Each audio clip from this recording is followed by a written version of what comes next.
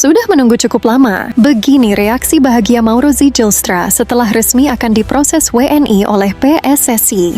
Tiba di Indonesia, begini pengakuan mengejutkan para pemain Oxford United.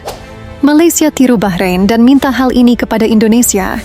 Dan semua kabar penting timnas Indonesia terbaru lainnya hari ini akan kita ulas tuntas di sini. Jadi pastikan kalian menonton hingga selesai agar tak ketinggalan informasi penting berikut ini. Sebelum kita lanjut, Mimin sampaikan dulu bahwa ada kabar pemain Liverpool sekaligus timnas Portugal, yaitu Diego Jota yang hari ini dinyatakan meninggal dunia setelah mengalami kecelakaan mobil di Spanyol. Kabar ini sontak langsung menyebar di seluruh dunia. Semua pemain sepak bola menyampaikan rasa sedihnya. Termasuk Cristiano Ronaldo juga sudah mengucapkan bela sungkawa melalui akun sosial media pribadinya.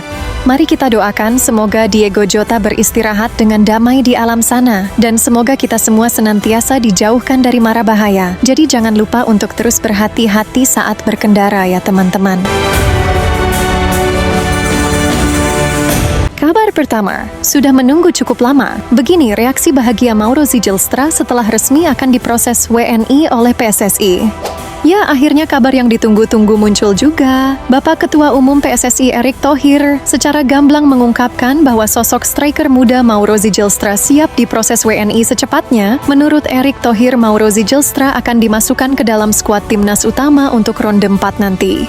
Dengan umurnya yang masih muda, Mauro juga akan bergabung dengan timnas U23 di kualifikasi Piala Asia bulan September nanti. Reaksi dari Mauro Zijlstra sendiri terlihat sangat senang, mengingat dirinya menunggu cukup lama, lebih dari 2 tahun lamanya untuk menunggu momen ini. Mauro Zijlstra sendiri adalah pemain yang cukup menjanjikan untuk pemain depan. Posturnya yang jangkung serta akurasi yang tinggi membuat para fans timnas terpukau. Menurut kalian, apakah Mauro akan diduetkan bersama oleh Romeni atau justru untuk pelapis oleh Romeni? Komen pendapat kalian di bawah ya.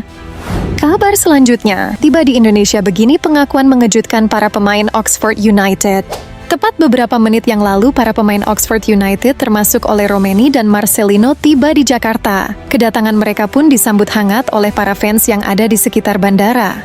Terlihat beberapa pemain Oxford United juga sangat kaget sekaligus takjub dengan kehangatan yang diberikan oleh orang-orang Indonesia, mengingat Ole dan Marcelino pastinya banyak menceritakan tentang bagaimana Indonesia kepada teman setimnya. Maka dari itu tak heran beberapa pemain Oxford terlihat sangat senang setibanya di Indonesia. Apalagi nanti saat di hotel pasti ada ciwi-ciwi yang siap menyerbu mereka.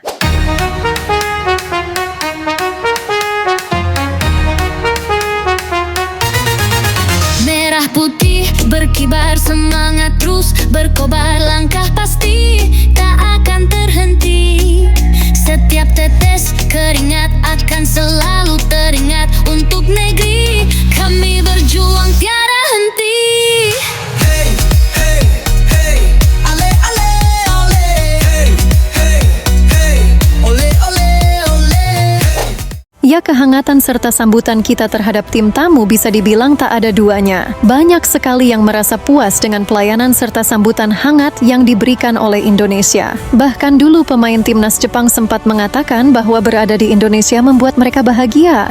Ya, kita lihat saja beberapa hari ke depan. Mimin yakin para pemain Oxford United juga akan merasakan hal yang tak pernah mereka rasakan sebelumnya. Kabar selanjutnya, Malaysia tiru Bahrain dan minta hal ini kepada Indonesia. Seperti yang kalian ketahui bahwa bulan ini Indonesia akan menjadi tuan rumah Piala AFF U23. Pada ajang ini, timnas Indonesia satu grup dengan timnas Malaysia, yang mana Malaysia berarti akan bertandang ke Indonesia dan menghadapi timnas Indonesia.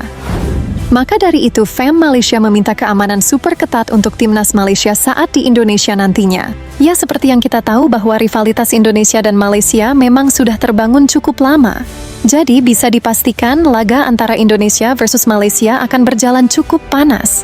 Di sisi lain, media Vietnam Soha menilai bahwa timnas Indonesia U23 memiliki pemain yang lebih unggul dibanding negara peserta lainnya. Media Vietnam bahkan yakin Indonesia akan mampu menjuarai Piala AFF U23 nanti.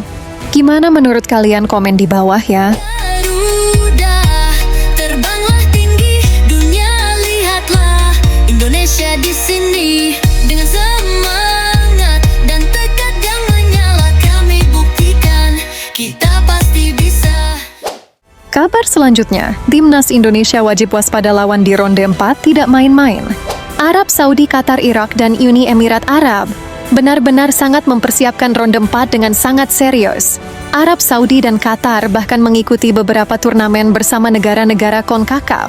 Qatar bahkan hari ini bersiap melakukan latihan di Austria, yang mana negara Timur Tengah lainnya memang diuntungkan secara persiapan. Mengingat mayoritas pemain mereka berasal dari liga sendiri. Berbeda halnya dengan Timnas Indonesia, yang mayoritas pemainnya berkompetisi di Eropa.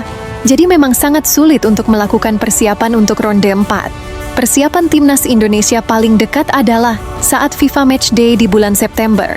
Maka dari itu ronde 4 nanti persaingan akan begitu panas. Pelatih Patrick Kluivert harus segera bekerja menganalisa tim-tim lawan, karena secara data Patrick Kluivert belum memahami sepenuhnya gaya persaingan di wilayah Asia.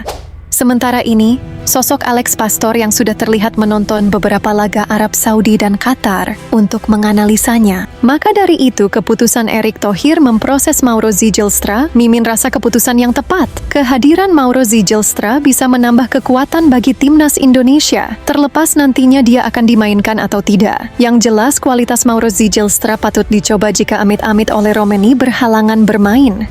Gimana menurut kalian? Komen di bawah ya. Di ronde 4 kualifikasi Piala Dunia nanti, Timnas Indonesia masih memiliki peluang yang cukup besar. Dari segi permainan, Timnas Indonesia hanya kesulitan melawan Irak saja. Jadi, selagi tak satu grup dengan Irak, maka Indonesia punya peluang lolos Piala Dunia lebih besar. Akan tetapi, tuan rumah ronde 4 adalah Qatar dan Arab Saudi, yang mana masalah non-teknis juga sering bermunculan. Akan tetapi semoga saja tidak ada lagi masalah non-teknis yang merugikan Timnas Indonesia lagi saat bermain di tanah Arab.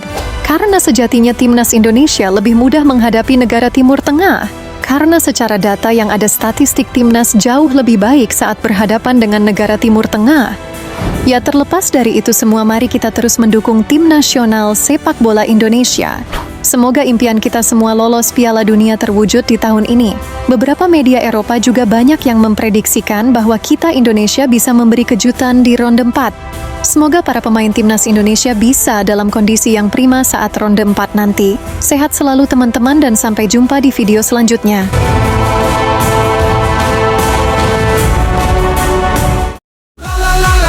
Terima kasih sudah menonton.